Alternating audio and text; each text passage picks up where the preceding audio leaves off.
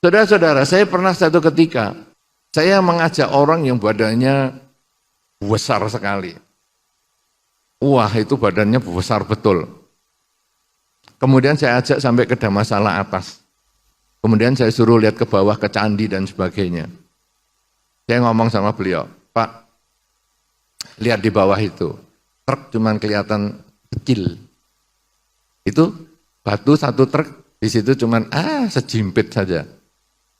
Lihat itu Pak, lihat. Lihat orang-orang itu kecil-kecil semua, lihat. Sekarang Bapak mau sombong? Bisa. Sekarang Bapak mau sombong. Nih, aku yang paling besar, karena memang badannya gendut sekali. Nih, aku yang paling gede, kamu semua kecil semua. Bapak boleh sombong. Tapi ingat Pak, yang di bawah itu enggak lihat Bapak. Bapak sendiri dari bawah itu enggak kelihatan. Karena kita bedanya bawah, lantai bawah yang paling bawah, bodi kiri paling bawah dengan kita di Dhammasala atas, bedanya 60 meter. Jadi kalau satu bangunan itu biasanya 3 meter, itu kira-kira 20 lantai. Jadi orang bawah itu juga enggak lihat kita. Artinya apa? Kesombongan itu hanya untuk kamu saja. Orang lain tidak tertarik dengan kesombongan Anda. Kesombongan itu hanya merusak dirimu, tapi tidak bermanfaat untuk orang lain. Coba seandainya orang itu ngomong, aku barusan beli mobil yang paling bagus sak dunia. Kira-kira yang dengar ngomong apa? Ya terserah, duit-duitmu juga. Pikirannya aku kepengen apa naik mobilmu. Jadi kesombongan itu hanya gunanya untuk menghancurkan dirinya sendiri. Nah, kalau sudah memahami seperti ini, lalu gunanya untuk apa kita sombong? Saya berbuat baik, itu kan sebetulnya kembali ke diri kita. Jadi bukan kamu harus terima kasih dong karena saya sudah berbuat baik. Bukan. Nah, ini yang kadang-kadang keliru di dalam masyarakat itu. Bahwa ketika saya berbuat baik, maka orang itu harus berbuat baik juga sama saya. Bukan. Ketika saya berbuat baik, maka sesungguhnya orang itu adalah sarana saya untuk berbuat baik. Karena kembali kebaikan itu sebetulnya saya bangun nasib saya sendiri.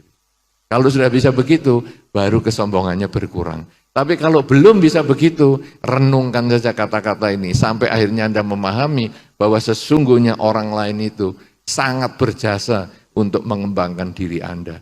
Bukan Anda yang berjasa untuk mereka. Walaupun orang-orang tadi, para pendiri itu membangun wihara, membangun sekolah, membangun apa saja. Kalau nggak ada yang datang, apa gunanya bangunan? Nggak ada. Tapi ada yang datang, berarti kita harus terima kasih sama yang datang. Kalau sudah terima kasih yang datang, apa gunanya kita sombong? Karena kita tanpa mereka, kita bukan apa-apa.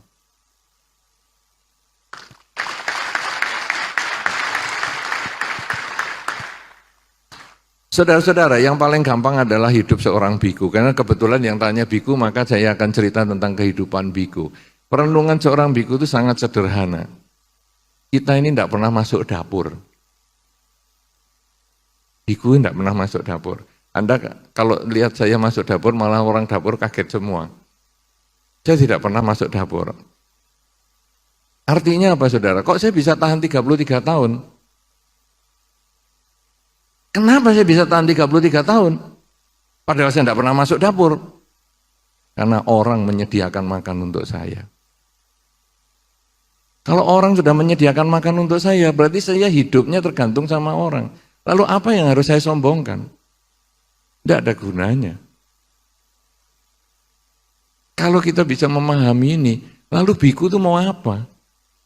Kita mau setinggi apa? Kita mau pangkat seberapa banyak? Tidak ada apa-apanya. Kadang-kadang orang ngomong, wah Bante, Balerejo gini-gini. Balerejo apanya? Oh, itu saya cuma penunggu aja. Karena Balerejo bukan milik saya. Ketika saya meninggal, saya juga tidak akan memiliki tempat itu. Itu akan diambil ataupun itu adalah milik umat Buddha, bukan saya yang punya. Saya hanya penunggu seumur hidup. Ketika saya sudah meninggal, itu akan dipakai oleh yang lain. Kalau sudah begitu, apa yang saya sombongkan? Tidak ada apa-apanya. Prestasi itu tidak ada. Karena prestasi itu sebetulnya hanya karena dukungan orang lain. Hidup seorang biku itu hanya dukungan orang lain.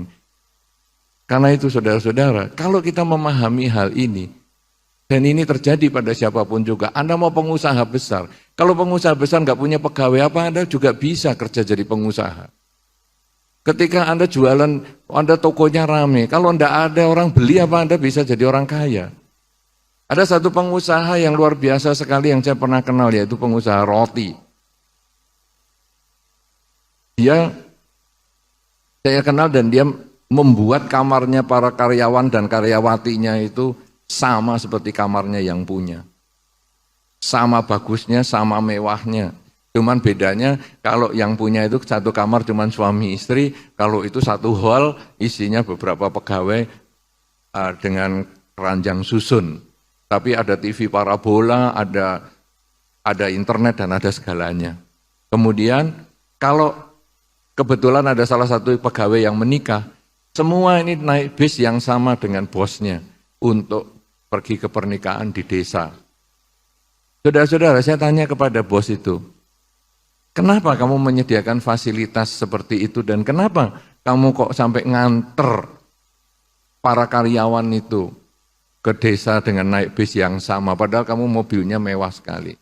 Dia mengatakan, saya ini pengusaha roti, jam 3 pagi adonan pertama sudah mulai dikerjakan. Saya masih tidur, mereka yang kerja. Mereka itulah yang membuat saya kaya seperti hari ini. Tanpa mereka, saya bukan apa-apa. Karena itu saya tidak punya hak untuk menindas mereka.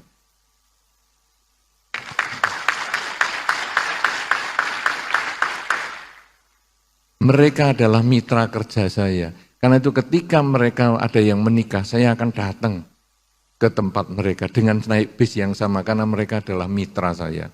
Coba saudara, orang ini memahami dengan baik bahwa sesungguhnya bukan diri sendiri yang membuat kita sukses, tapi kita karena dukungan orang lain.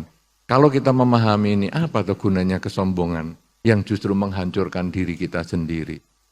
Apalagi kalau sudah mengerti tentang jenazah, Anda lalu membaca Wijaya Sutta, lalu Anda akan memahami. Orang yang kaya, orang yang cantik, orang yang ganteng, orang yang pandai, orang yang berpangkat, orang yang apa.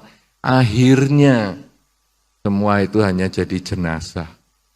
Kalau sudah akhirnya jadi jenazah, yang busuk, yang dimakan ulat, dimakan cacing, yang akhirnya juga hanya menjadi tengkorak, yang akhirnya juga lapuk, dan akhirnya menjadi serbuk. Apa yang mau disombongkan? Prestasi apa yang akan disombongkan? Karena semua itu hanya proses. Kita sesungguhnya hanya pelaksana di dalam satu masa saja. Apa yang kita lakukan yang terbaik ini hanya mudah-mudahan bisa dikenang, tapi bukan untuk menambah kesombongan, hanya untuk memberi makna di dalam hidup. Sudahkah saya dilahirkan oleh orang tua saya itu bermanfaat? Apakah saya ini justru memalukan orang tua saya? Ketika saya menjadi biku, saya meminta izin kepada orang tua. Dan orang tua saya tidak sulit untuk melepas, saya hanya ngomong. Orang menjadi biku kan menjadi orang baik. Menjadi orang baik, kok ditangisi? Kalau saya menjadi penjahat, apa kamu lebih senang? Ya sudah, kamu jadi biku. Kata-kata itu yang merupakan janji bagi saya. Bahwa saya menjadi biku, saya harus menjadi baik. Kemudian saya menerima dana makan dari orang. Berarti saya juga harus baik sama orang. Karena kalau saya bisa jalani dengan baik menjadi biku, maka orang yang berdana kepada saya akan merasakan manfaatnya. Kalau sudah demikian ini, kita lalu menyadari hidup kita sangat tergantung orang lain. Contoh saya adalah sebagai biku, tapi siapapun di antara Anda, tadi juga Bante Teja sudah sampaikan, kita semua tergantung sama orang lain. Anda lahir kalau nggak tergantung ibu Anda, siapa yang melahirkan Anda?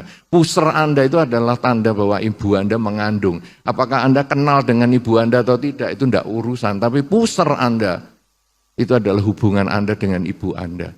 Siapa di sini yang tidak punya wudel? Iya toh? Semua punya pusat, berarti semua punya ibu. Apakah Anda kenal ibu atau tidak, itu enggak pusing. Tetapi itu jasanya ibu yang sudah membuat Anda terlahir sebagai manusia. Jasanya ibu dan bapak yang membuat Anda terlahir sebagai manusia dan mengenal dharma. Kalau sudah demikian, Itu mereka yang berjasa. Anda sekolah, ada gurunya. Anda menjadi biku, Anda menjadi pengusaha, Anda menjadi apa. Semua itu ada orang lain yang mendorong Anda untuk maju.